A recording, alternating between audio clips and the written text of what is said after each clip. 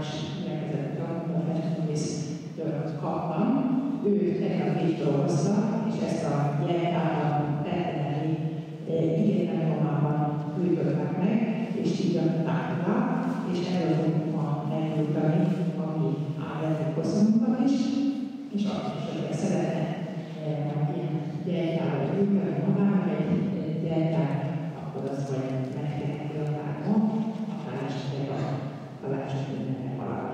És abban is kérdezik, hogy ma azt szeretném, hogy a gyülekezet is egyébként elművelünk, a 148-as számot fogjuk ma énekelni, amikor a tárgyalók elkezd ordonálni.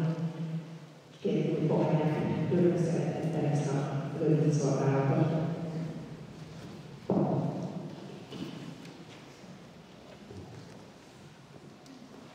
Ami segítségünk, ünnepszettelésünk, jöjjön az Úrtól, mi megtartónktól.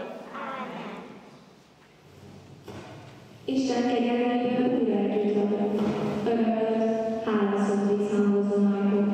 A vendége felé karácsonyra várok, szívünk adta és üvegnyitva, várok. Urunk Jézus, arra kérünk, szent lelkeddel légy köztünk, áld meg érezzetünket, foglald el szívünket.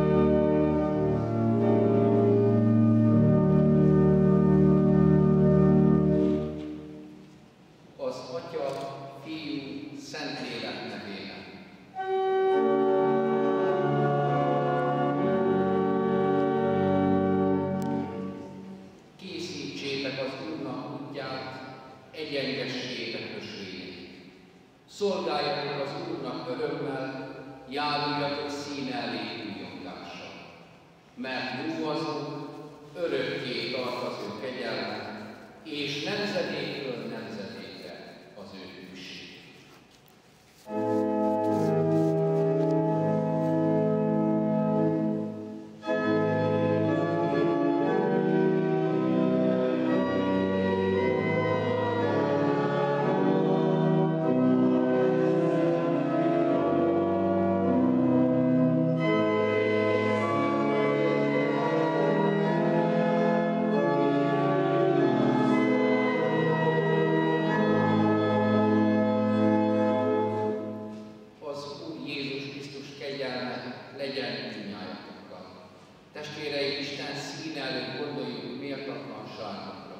És valljuk meg bűneinket. Teremts bennem tiszta szívet, Istenem, és az erős lelket újítsd meg bennem. Töröld el vétkeimet, és add vissza nekem üdvösségre örömét az Úr Jézus Krisztusért. Ámen.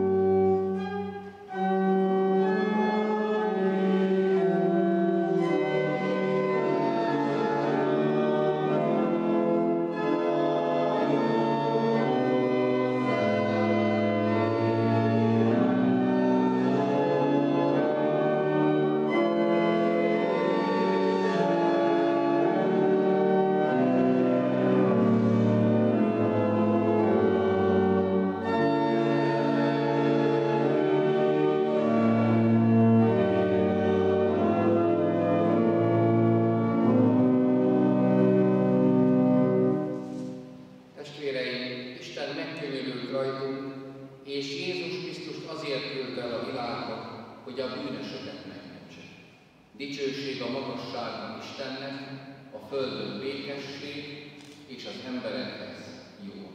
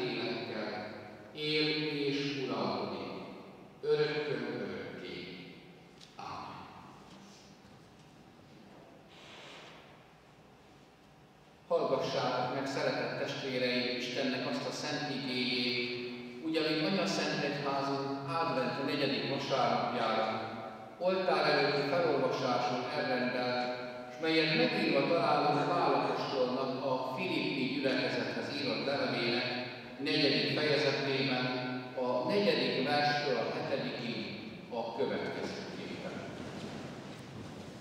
Örüljetek az Úrban mindenkor, ismét mondom, örüljetek. A ti szerénységetek legyen ismert minden ember előtt, az Úr közel. Semmiért se aggódjatok, hanem imádságban és könyörgésben, mindenkor hálaadással tárjátok fel kéréseiteket Isten előtt, és Isten békessége, mely minden értelmet meghalad, meg fogja őrizni szíveteket és gondolataitokat a Krisztus Jézusban. Boldogok, akik hallgatják és megtartják Istennek beszédét. Magasztaljuk a Szent Háromság egyik az Isten, mondjuk el közösen az egész kereszténység hitvallását, az apostoli vallás. Hiszek egy Istenben, mindenható Atyában, mennek és földnek teremtőjében, és Jézus Krisztusban, az ő egyszülött fiában, ami Úrban, aki fogantatott Szent Lélektől, született Szűz Máriától, szenvedett Poncius Pilátus alatt, megfeszítették, meghalt és rátemették. Alászállt a pokolra, harmadnapon feltámadt a halottak közül, fölment a mennybe, ott ül a mindenható Atya Isten jobbján, onnan jön el ítélni, élőket és holtakat. Hiszek Szentlélekben, hiszem az egyetemes Anyaszent Egyházat, a szentek közösségét, a bűnök bocsánatát, a test feltámadását és az örök életet. Amen.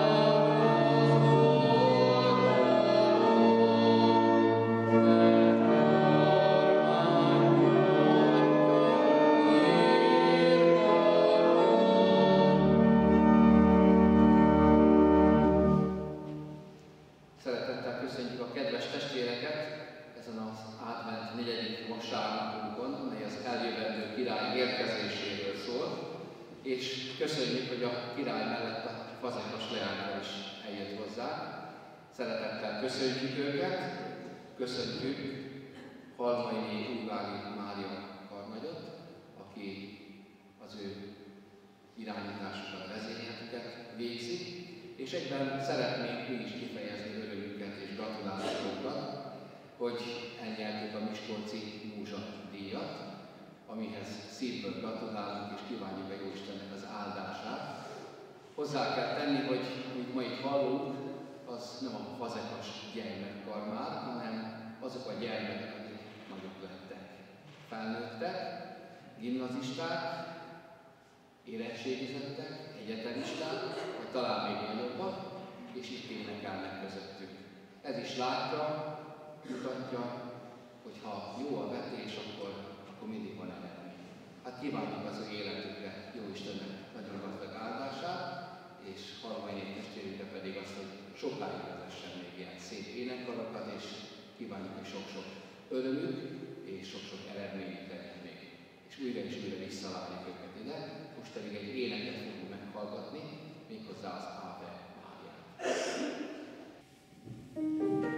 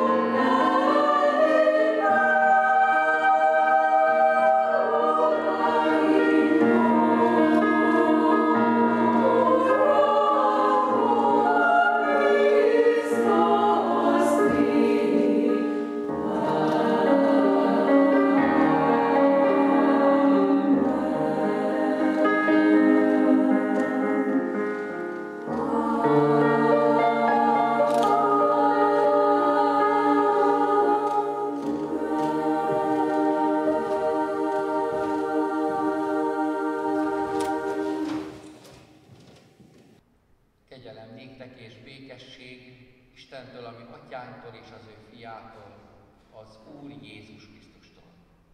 Ámen.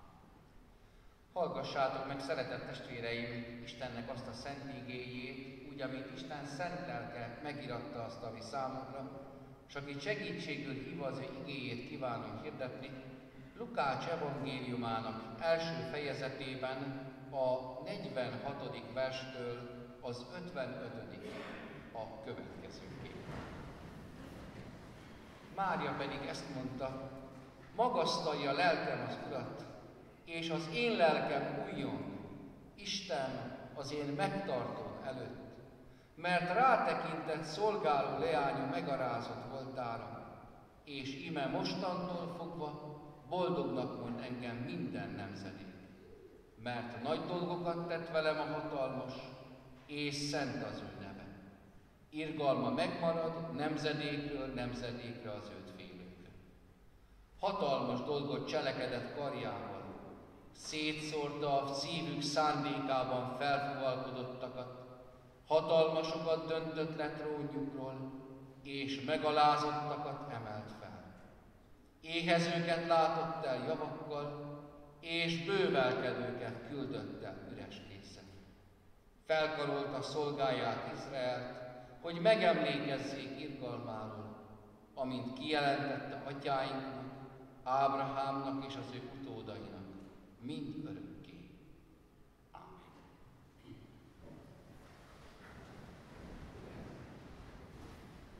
Szeretett testvéreim az Úr Jézus Krisztusban,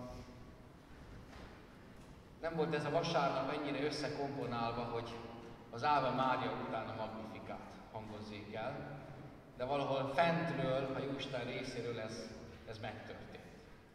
Ugyanis, amikor Máriának megjelenik ugye Gábriel angyal, és azt mondja, hogy majd fiút fog szülni, aki ennek a világnak a megváltója lesz, akkor az angyal azt is elmondja, hogy Erzsébet, a te nénéd már gyereket vár, a 6.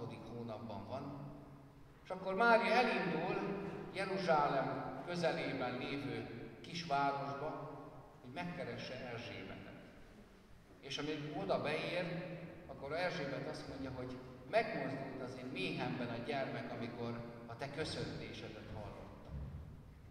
És tulajdonképpen, amit Erzsébet elmond, ő ránéz Máriára, és azt mondja, hogy benned ennek a világnak az Ura érkezett el, és köszönti Máriát, ez az Áve Mária. Légy köszöntve, Mária.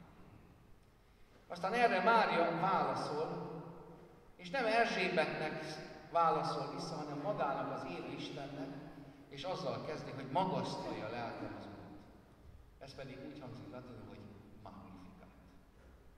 Tehát nem véletlen az Áve Máriára most elhangzik az ige, a Magnificat. És ez a vasárnap, advent 4. vasárnapja arról szól nekünk, hogy királyod érkezik hozzá. Egyszer ez a király már megérkezett, ennek a királynak a hatalmával lehet ma ebben a világban élni, de ez a király a teljes hatalommal és teljes dicsőségével ismét vissza fog jönni, hirdeti advent 4. vasárnapja. Ki is valójában ez a király, és miért van szükségünk nekünk a királyra. Mária a Magnifikátban arról beszél, hogy rátekint az Isten az ő szolgáló leányára, rátekint annak megalázott voltára, hatalmas dolgokat cselekszik ez a király, a felfuvalkodottakat megalázza, a hatalmasokat ledönti a trónjukról, a megalázottakat felemeli, az éhezőket javakkal látja el, a bővelkedőket, gőgösöket üres kézzel küldi el, és felkarolja az ő választott népét, és megemlékezik irgalmára. Hát ilyen ez a király, a király. És a kérdés magunk számára is az, hogy van-e még ennek a királynak ma is hatalma? Mert aki szétnéz a világban, és előveszi az újságot, bekapcsolja a híreket, az mindenről hall, csak éppen Jézus Krisztusról nem hall, az Európai Uniós hírekről, hall IMF hitelekről, hall gyilkosságról, hall bankrablásról, sok mindenről hall, csak éppen minthogyha a királynak a hatalmát valahol nem látná. Mi lehet ennek az oka? A mi atyánk végén is elimádkozzuk, mert tiéd az ország, a hatalom és a dicsőség. Most Jézusé vagy nem Jézusé? Jól tanított bennünket az Úr Jézus imádkozni, vagy rosszul tanított bennünket? Gondolkodjunk el rajta. És ha ellentmondást látunk, akkor miért ez az ellentmondás? Először is arról szól ennek a királynak az érkezése, hogy olyas valaki jön, aki az emberi lélekről letöri a bilincseket, és szabadon oldozza a megkötözötteket. Vannak-e bilincsek? Kedves testvéreim, hadd mondjam azt, hogy nagyon sok szülővel találkozok az utóbbi időben, akik igen picinkek és gyermekükkel kapcsolatosan félelmeikről beszélnek. Sok esetben nem tudnak ezek a kicsik elaludni, mert félnek különböző manóktól, félnek különböző szörnyecskéktől, akik bejönnek a szobába és bejönnek a lakásba. Persze már kitalálták rá, már vannak szörnyűző lámpácskák, meg szörnyűző dalocskák, amit úgy szintén el lehet adni. Már a gyerek is fél. Fél, mert úgy érzi, nincs biztonság. Valaki bejön, valaki rátörhet, valaki kihasználhatja azt, amíg ő alszik, és nem érzi magát biztonságban. Már a gyerekek is kezdik érezni azokat a láncokat, azokat a kötelékeket, melyet a világ fejedelme, a sátán próbál az emberre rátenni. Aztán érzik az ifjúkori nemzedék. Többen gondolom az énekkarosok nemzedékéből átélik ezt, hogy hát kérem szépen, hova kell nekünk menni, hogy az ember meg tudjon élni, hogy az embernek legyen jövője, hogy valamire egyáltalán jussunk, hogy egy egyszerű kis házat valahol tudjunk venni, egy gépkocsit, hogy a mindennapi kenyerünket meg tudjuk venni, és sok esetben a fiatalok oda vágják, vagy oda súgják a szüleiknek, apu vagy anyu, ne haragudj, de én el fogok menni ebből az országból. Mert érzik, hogy valami kötelék van rajtuk. Aztán nem nagyon kell messzire menni, mert érezzük ezt mi felnőttek is. Érezzük azt, hogy mit jelent, ha valaki elveszíti a munkahelyét, akkor talán minden úgy tűnik, hogy mindennek vége, eljött a totális kudarc, amiből már nincsen kiút. Jó hónappal ezelőtt itt a Kismiad utcán ugrott le valaki a 10 emeletes háznak a tetejéről. Éppen tudom, mi volt a problémája. Többek között elvesztette a munkáját, és elhagyta életének a pálya. És úgy érezte, ebből már nincs kiút. Valamikor talán az embernek a szolgaságba hajtása nagyon látványos volt. Megkötözték, rabláncra fűzték, aztán rabtartók terelték keresztül egy országon, ma már nincs erre szükség. El lehet érni egy egyszerű elbocsátással. Ma már nincs arra szükség, hogy valakit karddal leszúrjanak. Elég, ha éppen a bankszámláját zárolják. Modern technika, de a lényeg ugyanaz. Az ember ki van szolgáltatva. És néha amikor odahaza veszekszünk és marakodunk, akkor semmi más nem teszünk, mint valahol lázadunk, és azt mondjuk, hogy elegem van már ebből. Hát meddig lesz ez még így? Szóval mindig várjuk a jobbat. És nem jön a jobb. És az ember, mintha megrázná a láncait, és azt mondja, hogy elég már ebből. Aztán az indulatai miután kijönnek a száján, a tetteiben, utána visszakuppan oda, ahol volt, és érzi, hogy ezek a láncok, ezek nagyon kemények. Ezek nem engednek. Ezek nem akarják elengedni az embert. Így volt ez akkor, amikor Lukács az evangéliumot leírta, amikor Mária a Magnifikátot elénekelte. De valakiről hírt kapott. Még csak egy kisgyermekről. Arról kapott hírt, hogy ő a magasságos Istennek a gyermekét fogja kihordani. Akinek az lesz a neve, hogy Immanuel, velünk az Isten. Ő még csak ennyit hall meg belőle, és azt mondja, hogy és Mária örvendezik az ő lelkében. Mint hogyha Mária tovább látta volna a dolgokat.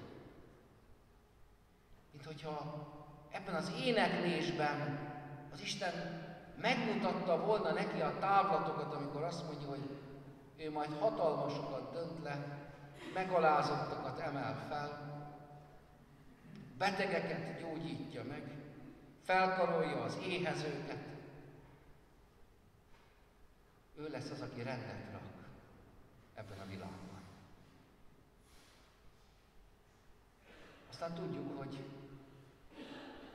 a születés után eltelik 30 esztendő, és Jézus éppen a názáreti zsinagógában felolvassa Ézsaiás próféta könyvéből, tekercséből azt a szakaszt, hogy az Úr lelke van rajtam, és elküldött, hogy a foglyoknak szabadulást hirdessek, a megkötözötteknek bilincseik megoldását, és hogy hirdessem az Úr kedves esztendejét. Amit Mária megénekel a Magnifikátban, Jézus kimondja a názáreti zsinagógában. És azt mondja, ma teljesedett be fületek hallatára. Itt van a király. A király megérkezett ebbe az országba, ebbe a világba, azért, hogy ezeket a kötelékeket semmivé tegye. Hogyan teszi? Szaván és lelkének erejével. Azt mondja, az Úr lelke van rajta. Mennyei erő. Mennyei erőforrás. És mi az, ami ma örvendezővé tehet bennünket ezek között a megkötözöttségek mögött és mellett? Az, hogyha oda tudunk állni hitben Jézus Krisztus oldalára, annak az oldalára, aki ezeket a láncokat letépi az emberről, véglegesen és maradandóan. Testvérek, ne higgyétek el, hogy ennek a világnak hatalma van felettetek. Hogy a sátánnak olyan hatalma van, amiből nem lehet kijönni. Mert az, amiben élünk, az már ördögi. Minden honnan csak a vér, a pusztítás, a halál árad felé. Erről szólnak a hírek, erről szólnak a médiák, erről szólnak a filmek, erről szól a hétköznapunk. Legyen elégedve. Mert megérkezett az, akiről azt mondja az ige, békesség, fejedelme, a tanácsnak, a bátorságnak, a jóságnak képviselője, aki az Isten nevében jön ebbe a világba. Kedves testvérek, merjünk odaállni Jézus oldalára. Higgyük el, hogy Jézusban ennek, ami van, véget lehet vetni. Nem mi fogunk véget vetni. Jézus szava fog véget vetni. Testvérek, ez a világ úgy néz ki, hogy mi látunk belőle valamit, de van ennek egy világnak egy fejedelme, aki csodálatosan kiépített egy szellemi birodalmat e felett a föld felett, és ez a szellemi birodalom működik rajtunk keresztül, és bennünket megkötöz. És ennek a szellemiségét csak Jézus Krisztus szellemével, lelkével lehet megtörni. Testvérek, a gyerekeknek nem szörnyűző lámpácskákra van szükség, hanem arra, hogy elmondjátok nekik, hogy Jézus Krisztus meg tudja őrizni őket. És a gyerek tudja a szíve és lelke mélyén, hogy ez igaz. A Teremtő Isten megőrzi őket.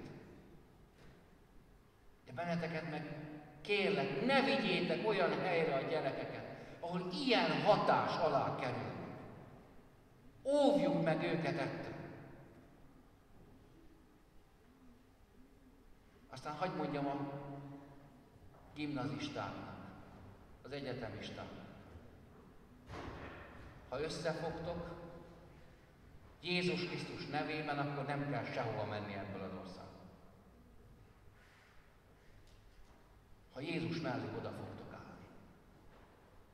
És összefogtok, és nem egymás ellen fogunk dolgozni, hogy ez a világ próbálja elhitetni velünk, hogy nekünk egymást kell legyőzni. Nekünk nem kell egymást legyőzni. Nekünk egymást fel kell emelni. Ha ezt megtanulja a mi népünk, akkor van jövője. De erre csak Jézus Krisztus tud megtanítani. Hozzátok is szólok, megfáradt, felnőtt testvérek. Mindannyian érezzük sokszor a saját életünkben, lelkünkben ezeket az iszonyatosan kemény falakat és láncokat. De mit mond Jézus? Az ő nevében le lehet verni ezeket a láncokat. Merjetek imádkozni. Bátor, erős férfiakra van szükség. Jézus nem véletlenül választott férfi tanítványokat és nem nőket. A nők ne haragudjanak meg érte. Rájuk is szükség van. De Jézus nagyon jól tudta, hogy az a fajta harc, ami ebben a világban folyik, a sötétség erőivel szemben, oda nagyon kemény férfi kéz és férfi elszántság kell. Nem kardot kell fogni a kezünkbe, hanem imádságra kell összekapcsolni a kezünket. És Jézus Krisztus nevében kérni azt, hogy az ő nevében ezek a láncok hulljanak le. Testvérek, össze kell fognunk. Ima közösségé kéne válnunk ebben az országban. És higgyétek el, hogy a sátán hatalma megtörik.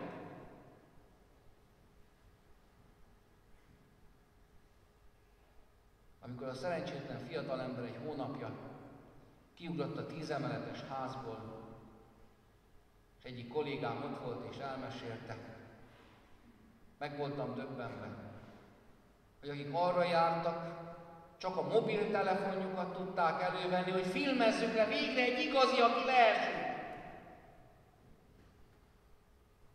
Másik hívta a mellette lévőt, hogy gyere, figyelj, most itt nagy balhé van, le fog ugrani a 10 emeletes tetejéről.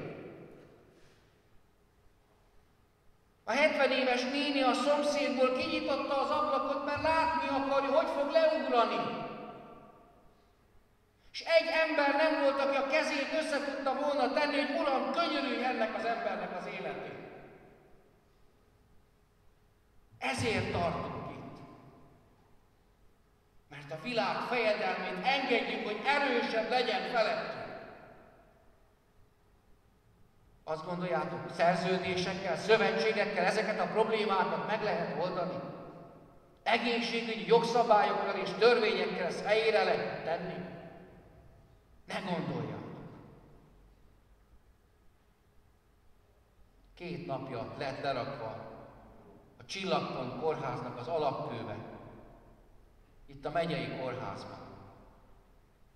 És kérdezem az ott lévő kollégákat, kórházlelkészeket, mondjátok már, hogy mondom, nektek hol lesz a szobátok abban az új Csillagpont kórházban? Azt mondták, hogy az Európai Uniós projektbe nem fér bele. Nem fér bele. Nem akartam elhinni. Jól hallom. Az egészségügyben nincs szükség arra, az Európai Unió egészségében arra, hogy a lelkipásztorok oda menjenek a beteghez. Erre már nem jut pénz. Majd jön a pszichológus. Vagy jön a természetgyógyász esetleg. Majd a beteg betelefonál a tévébe, és megkérdezi majd az asztrológustól, hogy mi az, amit várhat. Sőt, felhívhatja valamelyik sámánt, hogy küldjön neki energiát. És majd el fogja mondani, hogy tetszik érezni, rakja a telefont a térkéhez. Oda tetszett rakni? Tetszik már érezni az erőt?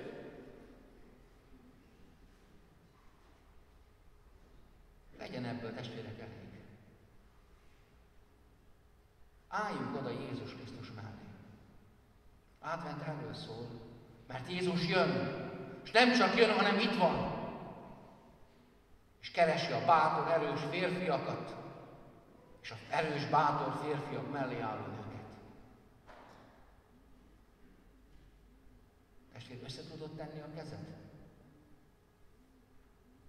El tudod még nyögdécselni azt, hogy Uram, szabadíts meg engem? Vagy csak mesés karácsonyi történet már Jézus szabadítása? Egy szabadítóról, aki a mesék király, aki olyan, mint az oroszlán király, a mesében. Az se igaz, meg ez se igaz. De az Isten igéje igaz, és megáll. Hol állunk? Kinek az oldalán? Testvér, el kell kötelezni magunkat.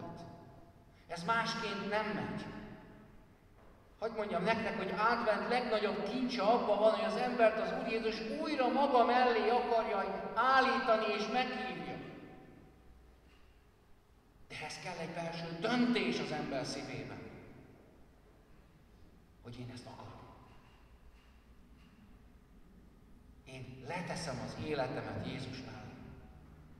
Ez nem azt jelenti, hogy leraktam az életemet, és akkor innentől kezdve én már le vagyok írva. Ezt a világon.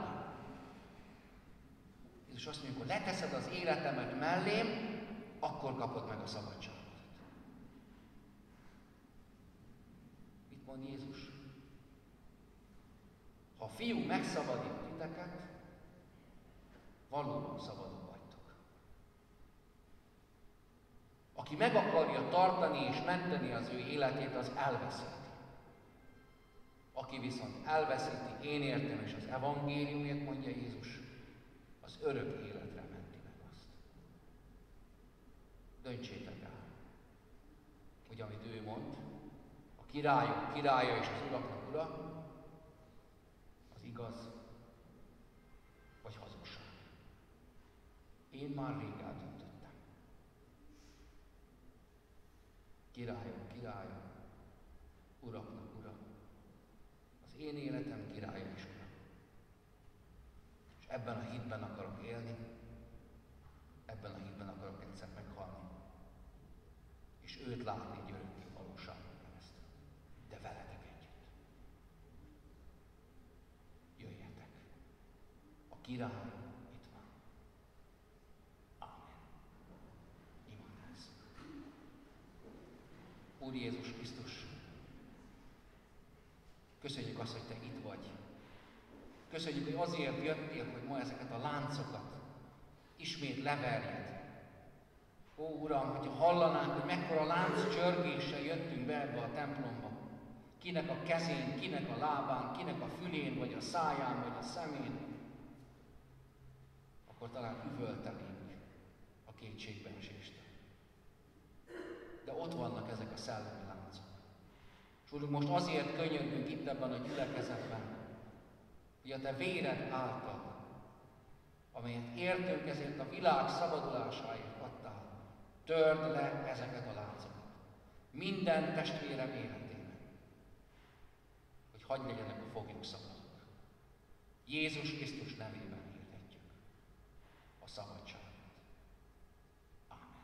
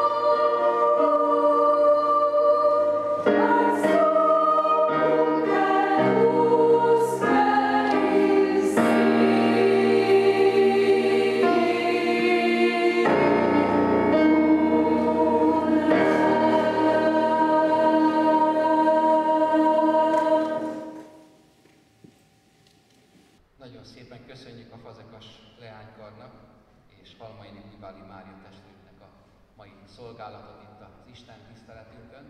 Köszönjük, hogy gazdagabbá, szebbé tették az adventi elcsendesedésünket.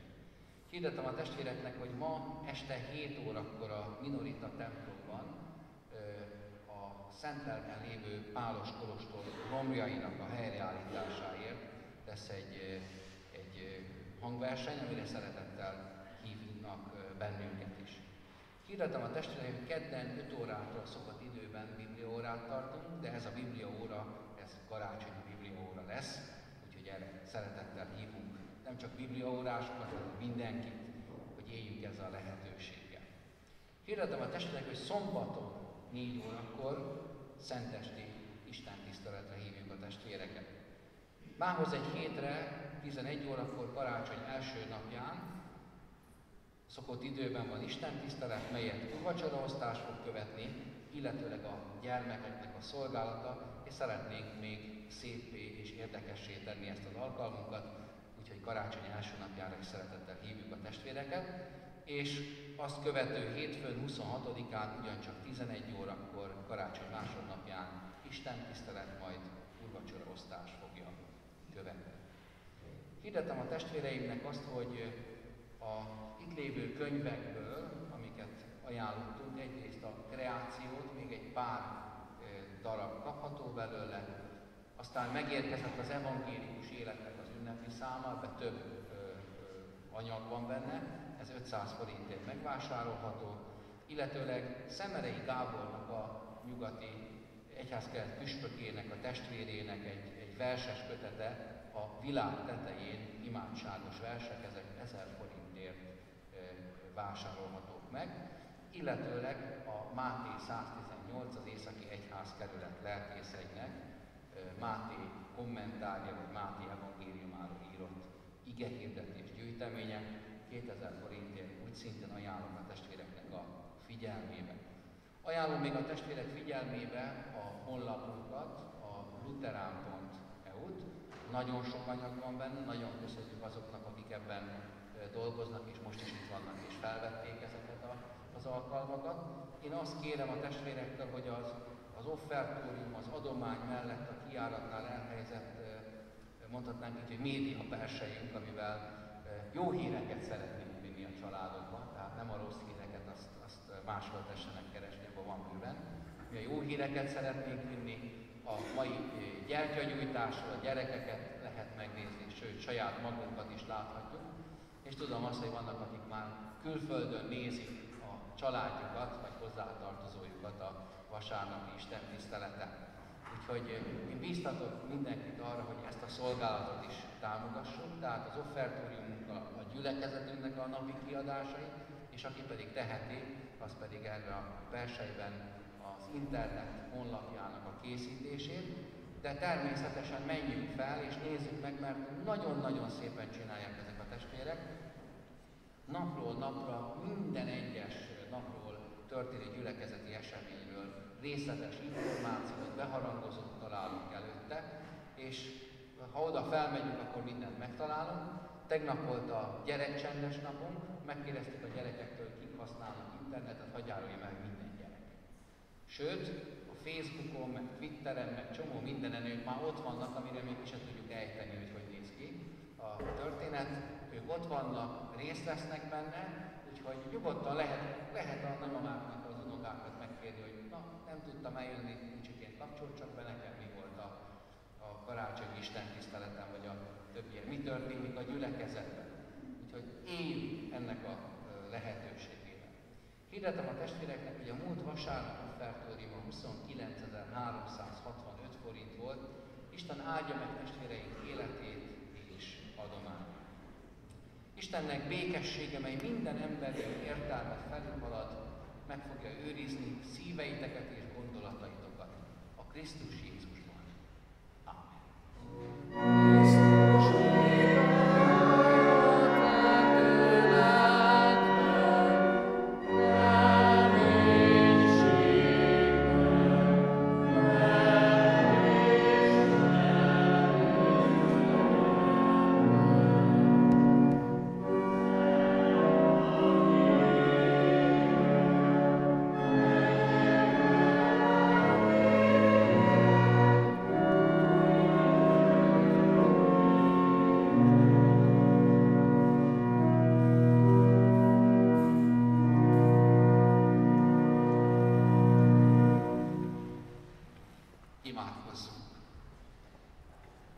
Hálát adunk, Istenünk, hogy egyszülött fiadban igazi örömmel ajándékoztad meg a világot. Kérünk, ébresz hitet szívünkben, hogy amiképpen keresztelő János boldog volt, amikor felismerte őt, és a tanítványok örültek, amikor megtalálták az üdvözítőt, hogy mi is boldog örömmel hallgassuk igéjét, az örök élet beszédjét, életünk szabadítójának szavait. Urunk, kérünk, hallgass meg imádságunkat, amikor mindazokért könyörgünk, akik betegségben, gyászban, szellemi, lelki megkötözöttségben élnek, hogy a Te nevedben a foglyoknak szabadulás legyen. Így kérünk, hallgass meg imádságunkat, amikor a tőled tanult legszentebb imádság szavaival együtt, közösen így imádkozunk. Mi, Atyánk, aki a mennyekben vagy, szenteltessék meg a Te neved. Jöjjön el a Te országod, legyen meg a Te akaratod, amint a mennyben, úgy a földön is.